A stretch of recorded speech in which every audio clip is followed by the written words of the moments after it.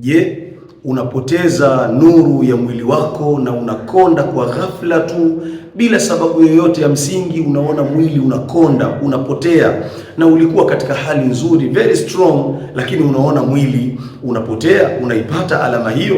Lakini je, unaipata alama ya kuhisi kifua chote kinawaka moto mpaka tumbo linawaka moto, lakini pia mapigo ya moyo yanakwenda mbio, lakini pia kichwa kinakuwa kizito sana, mishipa ya shingo inakuwa inakaza kweli kweli, unakosa raha, unakosa amani, unakuwa na mawazo na stress na hofu na wasiwasi, kiasi kwamba ukisikia habari ya msiba, basi kama vile wewe ndo umekufa au wewe ndo unafata katika tukio hilo la kufa.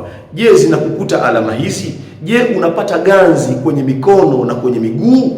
Je, unapata maumivu ya kiuno na maumivu ya mgongo? Je, tumbo lako linajaa gesi, hasa wakati ambapo unakuwa umemaliza kula au umekaribia kula? Unapata gesi katika tumbo lako, linakuwa linajaa katika zile nyakati za chakula. Kama una moja miongoni mwa alama hizi, basi hakikisha unaangalia moja katika mambo mawili, ima vidonda vya tumbo au GERD, gastroesophageal reflux disease, maradhi ya asidi, yani maradhi ya gesi katika mwili.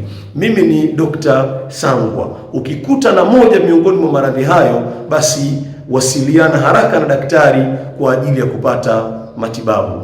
Sisi kazi yetu ni kukupa treatment na Allah atakupa healing, atakuponya. Shukran.